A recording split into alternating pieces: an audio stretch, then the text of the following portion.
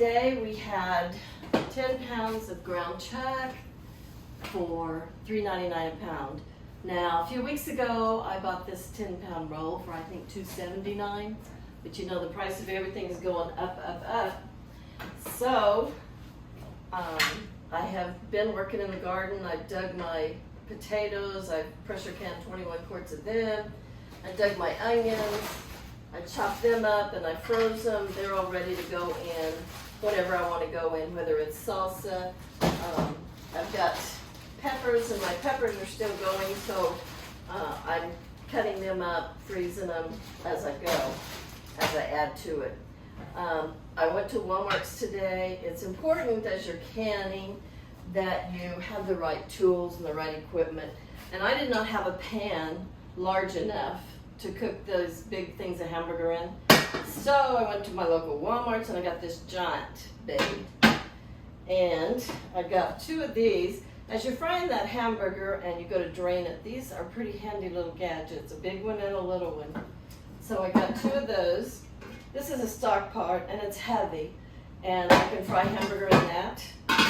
And this pot, I don't know what it's called, whether it's a ricer, but it has a drainer in it besides the pot. I boil potatoes in both of those.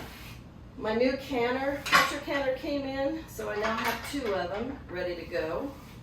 I caught some diced tomatoes with habaneros hot, because as I do this hamburger, I'm not sure if I'm going to mix it with the onions, the peppers, the habaneros. I can make salsa. I can just make tomato sauce. You can make a lot of things out of that hamburger. But with this batch, I bought some beef broth. I'm just going to fry the hamburger. I may put some onions in it just like this, not cooked, because they're going to cook in that pressure canner for 90 minutes on 10 pounds pressure. So I've got my jar lifter.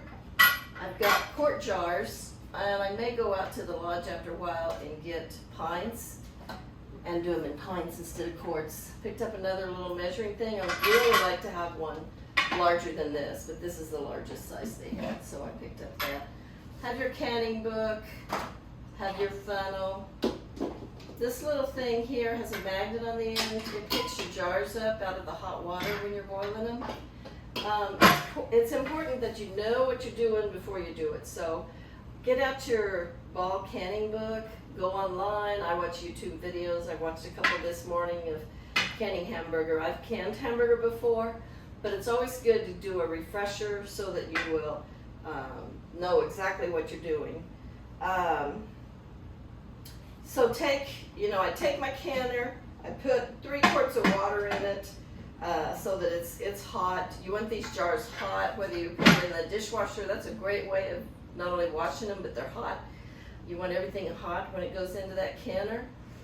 Take your hamburger that you have pre-cooked, drain it. I even like to run water over it just to get some of the extra fat off of it. And that's why these things come in handy when you're draining them. Pre-cook it, drain it, put it in your hot jars. I add a teaspoon of salt, and then I'm going to take broth and put over the top of mine. And then you take, it's a little blue plastic thing that you get the bubbles out with. You just poke it down in those jars along the edges so you make sure you don't have any bubbles. Then you take your little jar lifter. You've already got these flats boiling, and they're hot. And so you take the rim of your jar, you wipe it off. Some of them say, we always just wiped it with a rag, but because you're working with hamburger and it's greasy, they say take a little vinegar on a napkin, and that will take that grease off. Wrap it around, So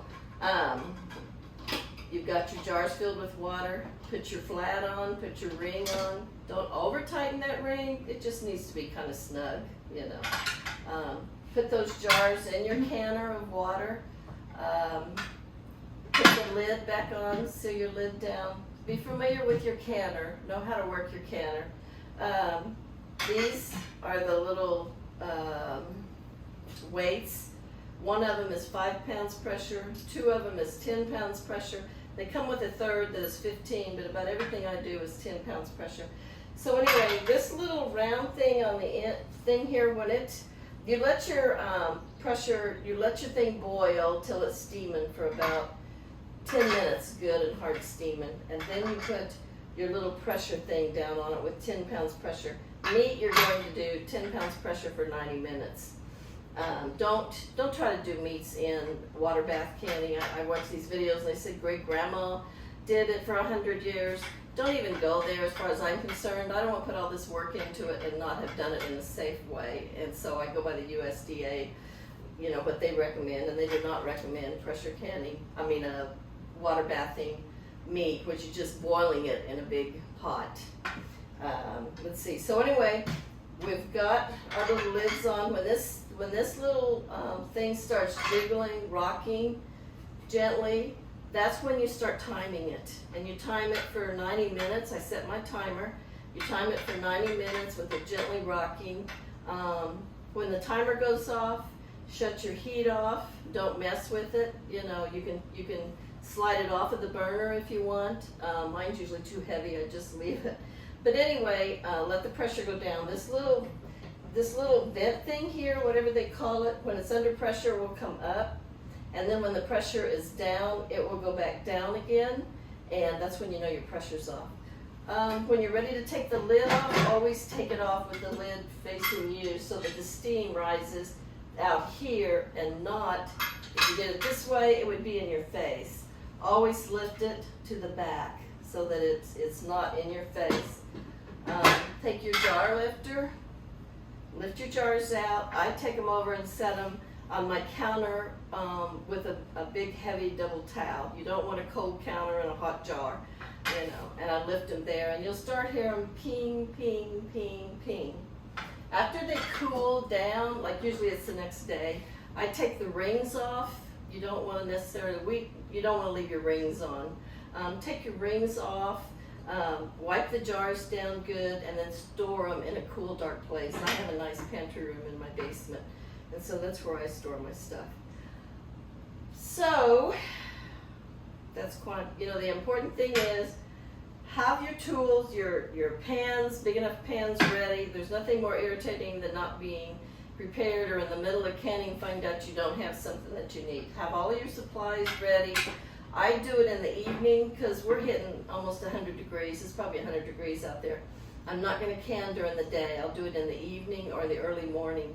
There's no sense have my air conditioner work doubly hard trying to cool down a house that you're pressure canning in, especially if you're running 2 of them. So you work in the morning. I hit the garden about 6:30 in the morning, get the work done in the garden. This evening I'm going to go out and start mowing. You mow and you work in the garden in the cool of the evening or the cool of the morning. But have your supplies ready, know what you're doing. YouTube is a great thing to use for knowledge and information, and you know, I say YouTube is my friend. So YouTube whatever you're going to do, whether it's canning hamburger. I'm waiting on chicken to come on sale at the store because I want to take chicken breasts, cut it up into chunks, and I want to can it. And I think they call it raw pack. I will not pre-cook the chicken, but you cut it into chunks. So anyway, just a quick little, some info on canning hamburger. Watch your stores. You know, our store just went through a remodeling. They're getting ready the 8th to have a quick sale. They're going to have hamburger on sale for $1.99, limit 1. I'm sure there'll be small packages, not these big ones. But when these big ones come on sale for $3.79, I grab them up. And I have some in the freezer, but the thing with canning is you don't ever have to worry about if you go through a blackout, your electricity goes off. We could very well have some blackouts, you know. Then you don't have to worry about stuff that's been canned. You know, you got to watch those freezers that stuff doesn't unthaw if it's off for very long. Canned stuff, just put it in a cool, dry place. You don't have to worry about it. You know, so I'm at the point, my freezers are full, but I'm also at the point that I want to start canning my meats so that I don't have to worry about, you know, having things defrost in the freezer. So I think that's about all that I can think of. So hope you guys enjoy canning. I'm kind of relearning how to do it. When my kids were little, I canned for years. I canned soups and meats and, you know, just anything that you could can, I would at least give it a try and can it. And I'm getting back into it. My kids are gone. I really don't need to do all this canning, but you know, the next generation, we may be teaching them sometime how to do it out of necessity. And I enjoy it. You know, it just gives me something to do. So go out, check out your sales, find what you can buy on sale, dig out your mom's pressure canners, and get started canning.